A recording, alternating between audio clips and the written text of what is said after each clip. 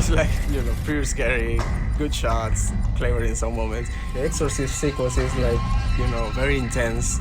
For us as an audience, very powerful, but long sequence. How do you practice to keep the emotions and, you know? It was really, really full on. It was the last thing that we filmed in the movie, so Scott forewarned us that we were going to be in for a week from hell, you know, and he was right, and especially for Sean Harris, who plays the possessed character. I don't know how he did it. You know, he had 6 or 7 hours of makeup before he would even start shooting for the day. So I don't know how he survived, but it was a very, very intense week. Yeah. We can tell, yes. Like, the final product is like very, very powerful. Response to 1052 violent dispute. 6 backup sergeant to Central K. What? You want a domestic call? Radar? You know when your radar goes off, you usually wind up with stitches? ¿Hablas español? ¿Dónde está la casa de Pepe? ¿Dónde está la casa de Pepe? Ah, biblioteca automobile, sí. Let's do it in English better, I think. Oh, fine. What is the regular mood behind the scenes in an horror movie? It's like the average is like the same for you, or there's like a special atmosphere when you're shooting an horror movie? Well, Eric is a very funny guy. He's a comedian. So most of my scenes were with Eric. So we screwed around a lot. There wasn't some sort of brooding, dark feeling that I think some people expect.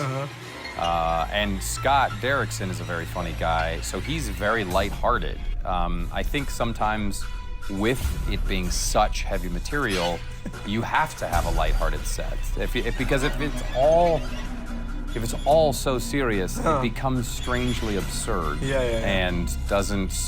And then becomes less serious to me when it's so heavy. And through the movies, the comedy relief through your character. Yeah, it's like... yeah, thank God. So, yeah, I mean, I had a ball making it.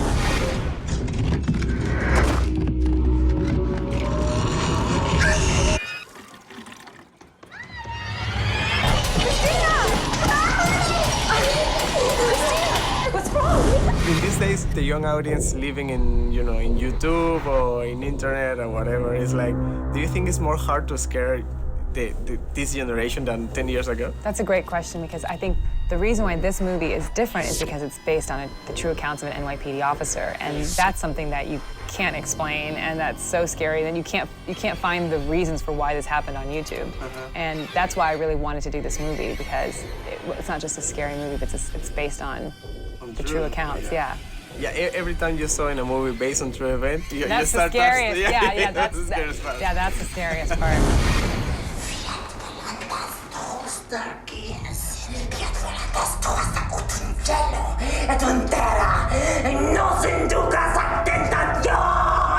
You speak Latin, huh?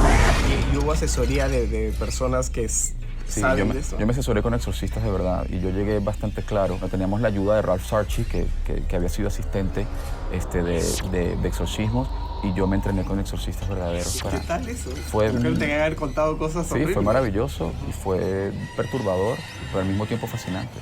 Es increíble el profundo e ineludible ejercicio de compasión que significa realizar un exorcismo.